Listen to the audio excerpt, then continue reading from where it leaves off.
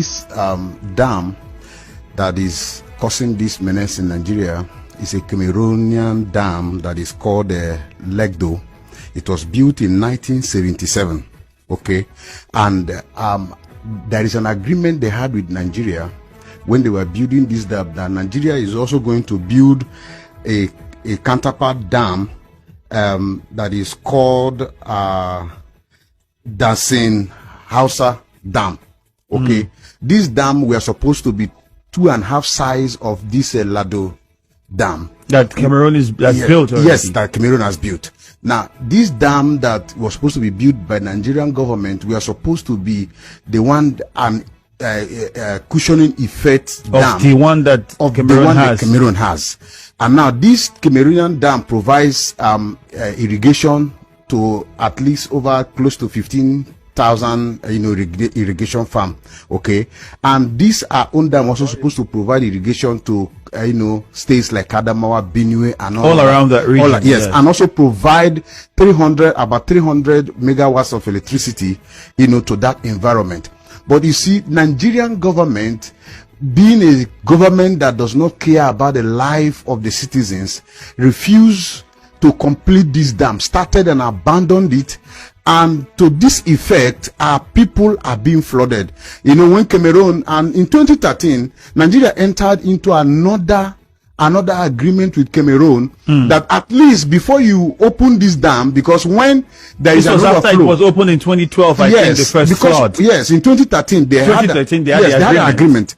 And this agreement is that when the Cameroon dam is full and wants to release the excesses, that they should inform Nigerian government. For me, this is an irresponsibility, as long as I'm concerned, that the government chooses for Cameroonian government to inform them of when to open a dam and to prepare for the consequences, instead of building and completing a dam that they started since 1981. So it brings us to why we're asking this question, because we're aware that there is this work that can be done to completely avert the crisis that we're facing now. So why is the government not looking at doing it, one? And then the states that are affected, why aren't those state governments also talking about this situation? Because I was also going through the history of this, and I realized that, okay, you can actually take care of this problem, and we would not have the situation we're having now in Rivers State, in parts of in Delta State, in Bayelsa State, and many other states. And this will come every 10 years at this magnitude. As we speak, on the East-West Road going to Delta State, people are saying that the waters already are beginning to come take over the roads, and that is also another problem. It might be a repeat of 2012. Well, we hope it doesn't get to that level.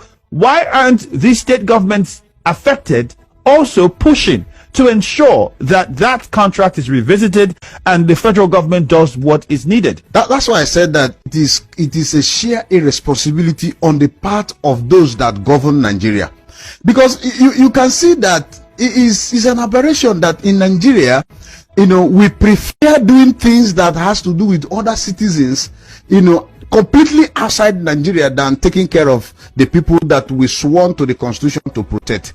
Okay, I think that all the states that are involved, the northern states and the southern states, and even in the middle belt, especially the Benue State, now it's taking over. The water is released it passes through River Benue. Exactly. Okay, so it is a responsibility on the part of government. I am thinking that now government should be talking about how to complete that dam, instead of talking about relief material. Did you watch in Anambra State, you see people dying?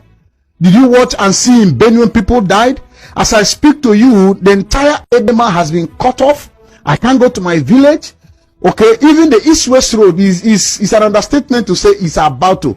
A part of East-West Road has already been cut off already. Okay, now if I'm going to my village now, I get to a point, Ikri Road has been cut off. If I get to a point, you have to use canoe. In fact, you don't need to even drive your vehicle back home. You get to a point, you use canoe and cross over, and then you continue. You get to another point, you use canoe and cross over. Look at to further buttress the irresponsibility of the government. If you get to Ibota Bridge, Ibota Bridge is directly opposite Nigerian Ajip Oil Company. okay, where that tank facilities are. Now, if you get to that bridge, there is a bridge there that has been built for over how many years? And now, water overruns that bridge as a matter of annually. And now, Rivers State government, as a promise, as a electionary promise, told us that they are going to build another road, which they have been constructing since 7 years in office and have not completed. And if you get to that part of the bridge, the other side of the extension of the bridge is also constructed at a level where water also overruns it. It's irresponsibility. Okay, now that part of Ebematu is cut off. The part of Imo State you can go through Imo State is cut off. The part through River State is cut off. And yet, this is a part of River State that produce, like you will say, the golden fish that laid the golden egg.